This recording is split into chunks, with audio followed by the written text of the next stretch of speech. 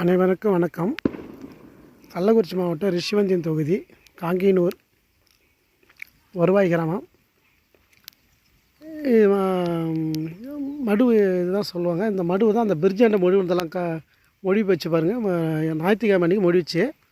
அது காரணம் பார்த்தோன்னா இங்கே இருக்கிற ஆக்கிரமிப்பு தான். அது பாருங்கள், இதுதான் ஆக்கிரமிப்பு அதிகமான இடம் இங்கே இருந்து தான் வருது. இது மடுவு குள்ளகா மடுவுன்னு சொல்லுவாங்க.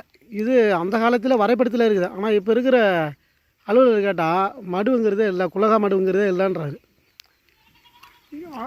அப்படி எனக்கு ஏற்கனவே ஒரு தகவல் சொன்னாங்க. அது பிறகு சொன்னவங்க கிட்ட நான் அதனுடைய வரைபடத்தை காமிச்சிருக்கேன். குள்ளகா மடுவுன்னு ஏற்கனவே இருந்ததை காமிச்சிருக்கிறேன். இங்கே பாருங்கள், இது வரைக்கும் மடுவு இருக்குது. பாருங்கள், இதெல்லாம் மடுவு இருக்குது. இதுக்கு அப்புறம் அதன் பிறகு பார்த்தோன்னா அந்த பக்கம்லாம் ஃபுல்லாகவே தூர்த்துட்டு நிலமாக்கினாங்க. இந்த காலத்தில் இருந்தால் கூட பாதிப்பு குறைஞ்சிருக்கும். ஆனால் இங்கே பாருங்கள், இந்த மடுவை என்ன பண்ணியிருக்காங்கன்னு பாருங்கள். கரும்பு பயிர் நட்டுக்கிறாங்க பாருங்கள். ஃபுல்லாக கரும்பு பயிர் நட்டுக்கிறாங்க. இது வயல் மொழிச்சு வயல் இது கிடையாது. இந்த பகுதி பாருங்கள், நேராக இருக்கும் பாருங்கள், கரும்பாக இருக்குது பாருங்கள். சுத்தமாக மடுவை தூர்த்துட்டாங்க. ஆனால் இந்த மடுவை தூர்த்ததெல்லாம் தப்பாக தெரியல அவங்களுக்கு.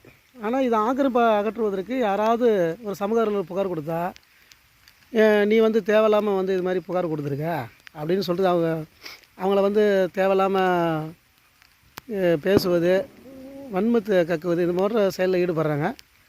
தமிழக அரசு இதன் காரணமாக தானாக முன் நடவடிக்கை எடுக்கணும். இந்த ஆக்கிரமிப்பை அகற்றிட்டாலே கண்டிப்பாக சாதாரண ஏற்படுறதுக்கு வாய்ப்பு இல்லை. 2 நாளைக்கு முன்னாடி உண்மையாக நாங்களாம் பயந்தோம். ஊருக்குள்ளே தண்ணி புகுந்தால் உண்மையாகவே ஊரே அழிஞ்சிருக்கோம். ஒரு சிலர் இந்த மாதிரி ஆக்கிரமிப்பு செய்கிறது காரணத்தால் ஒட்டுமொத்த ஊர் அழிய நிலைமைக்கு ஏற்படும் பொழுது. அதனால தான் நாங்கள் சொல்கிறோம் மீண்டும் தமிழக அரசு சமூக அறிவியலை பாதுகாக்க தனி சட்டம் ஏற்ற வேண்டாம். அப்படி ஒவ்வொரு சமூக அறிவியலை பாதுகாக்க சட்டம் ஏற்றிட்டால் போதுமானது. ஏன்னா அரசு செய்யாத ஒவ்வொரு சமூக அறிவியலும் கண்டிப்பாக செய்து முடிப்பாங்க. ஏன்னா சமூக அறிவியல் இந்த தேசத்தை மாற்றணும், அநியாயத்தை மாற்றணும்னு தான் போராடுறாங்க. தமிழக அரசு தானாக நடவடிக்கை எடுத்தால் எந்த பிரச்சனையுமே வழி இருக்காது. அதனால தான் நாங்கள் கேட்குறோம், தமிழக அரசு தயவுசெய்து நடவடிக்கை எடுக்கணும். இந்த நீர்நில புறம்போக்கை அகற்றி கொடுத்துட்டாவே போதுமானது. இதை நம்பி தான் நாங்கள் காலங்காலமாக எங்கள் முன்னோர்கள் ஏற்றமை அரித்தார்கள், தொலை போட்டு அரித்தார்கள்.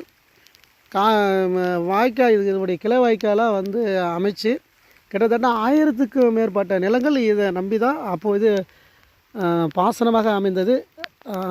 இது பார்த்தோன்னா மடுவு சொல்லப்போனால் ஆற்றிலிருந்து ஒரு இது பிரித்து கொண்டு வராங்க கிளை. இது ஆற்றுலேருந்து தண்ணி வரும். ஆற்று கால்வாய் மடுவாக பயன்படுத்தி தான் இதில் பயிரிட்டாங்க. ஏற்றம் போட்டு இறைச்சாங்க முன்னோர்கள்.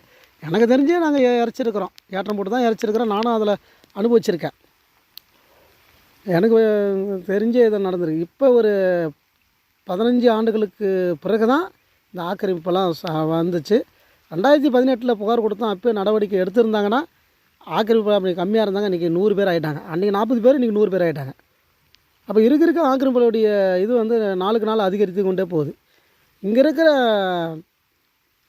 அதிகாரிகள் நடவடிக்கை எடுக்காது தான் காரணம். புகார் கொடுத்தா நடவடிக்கை எடுக்கணும். புகார் கொடுக்காது வரைக்கும் பரவாயில்ல, கொடுத்த பிறகு நடவடிக்கை எடுக்கணும். எடுக்காமல் போனதால் தான் இங்கே பிரச்சனை. எனவே நான் இதன் மூலிமா என்ன கோரிக்கை வைக்கிறேன்னா, ஒரு சமூக என்ற முறையில் அரசாங்கம், தமிழக அரசு மக்களுடைய நலனை கருதி நீர்நிலை புறம்போக்கை அகற்றி நடவடிக்கை கொடுக்கணும். இங்கே இந்த நீர்நிலை புறம்போக்கு சுற்றி இருக்கிற சில புறம்போக்கு நிலங்கள்லாம் பார்த்திங்கன்னா தனிநபர்கள் ஆக்கிரமிப்பு செய்து நிலமாக மாற்றிக்கொண்டாரு. இது ஏகப்பட்ட நிலங்கள் இருந்திருக்கு புறம்போக்கு இடம். மக்களுடைய பயன்பாட்டுக்கு இருக்க வேண்டிய